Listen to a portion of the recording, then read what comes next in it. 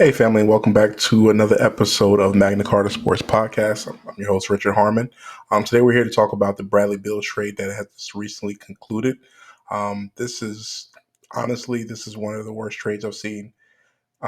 Even the Rudy Gobert trade right now is looking is looking like a pretty good return overall in comparison to what the Wizards got in return for Bradley Beal. So, Bradley Beal was traded today for Chris Paul, Landry Shamet, and I believe 6 second round draft picks.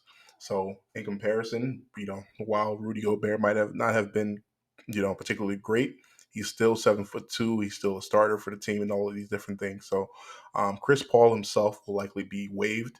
Landry Shamet might not make the team. So you have 6 second round draft picks for Bradley Beal, which is unbelievable when you consider you could have gotten Tyler Hero, you could have gotten um, some other players from the Blazers or anyone else for the most part.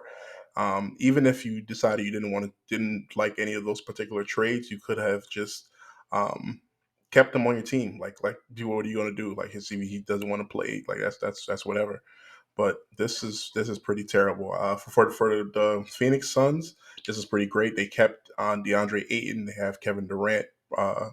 Also have Devin Booker, as well as all of their players from last year for the most part, excluding Landry Shamet and Chris Paul, who both were not very um, impactful at the end of the season. So this, for the most part, looks like it puts Phoenix right back at that 1 or 2 spot in the Western Conference.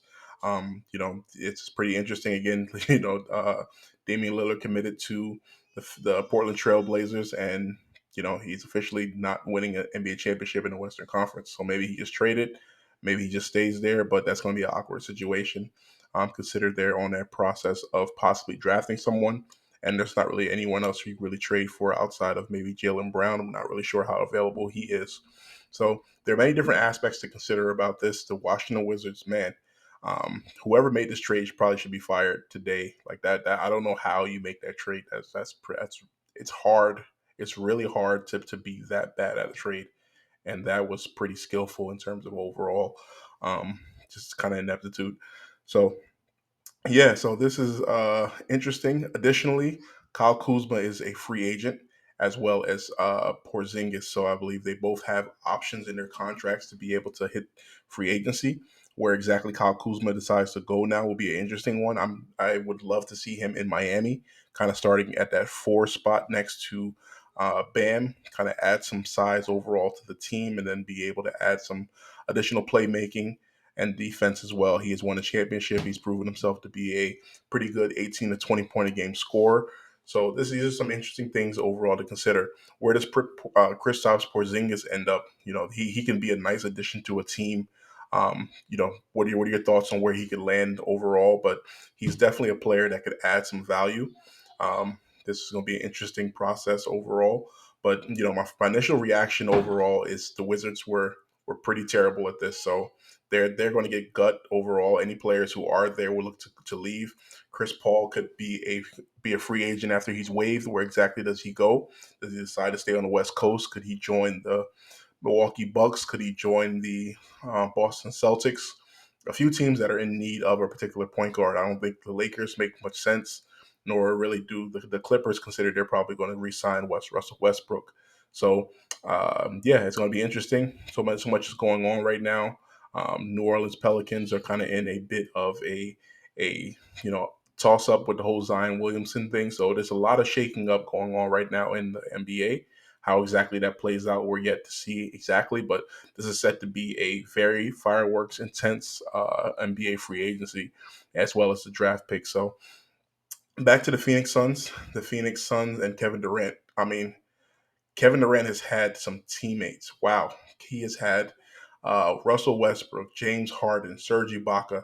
He's played with Steph Curry, Klay Thompson, Draymond Green. He's played with Kyrie Irving. The list just keeps going. Devin Booker. He has been on some unbelievable teams, and he's still seeking for his first championship. Where he has been kind of the lead guy without Steph Curry. So this will be an interesting one. If he fails at this one again, that will definitely ding him overall in terms of what is it that he becomes. There are three dominant ball handlers in terms of Booker, Beal and Kevin Durant. So it'll be good to see Kevin Durant kind of move into that Dirk Nowitzki role for the most part, mostly moving at that four spot.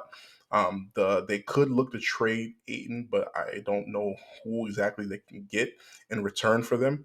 That would be of equal value. So if they could get, it's kind of funny saying it, but if they can get JaVale McGee from like the 2020 season where they won with the Lakers, additionally with some additional wing players in exchange for Aiton, that would be good.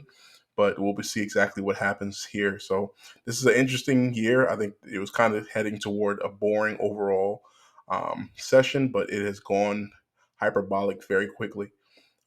Where exactly do all these other teams line up? But Phoenix has done some good, but overall, I'm not still not exactly sure of their basketball toughness and how exactly they will respond. So we'll see exactly how it happens. Denver still has a lot to say in terms of who will come out of the Western Conference. The I think this guarantees that the Golden State Warriors make a move here because they don't want the Steph Curry's last few years are coming down to an end. They aren't going to want to sit back and just be patient now. So you can almost guarantee Jordan Poole is going to be traded for some kind of asset, and we'll see exactly what they can bring back overall in terms of that team. I don't know too many teams or too many players exactly who they can get in return, but we'll see exactly how that plays out. What are your thoughts on this? Please comment, like, share, and subscribe. Thank you so much for joining, and we'll be back with more information and more updates in terms of this Magna Carta Sports lifestyle. Have a good day.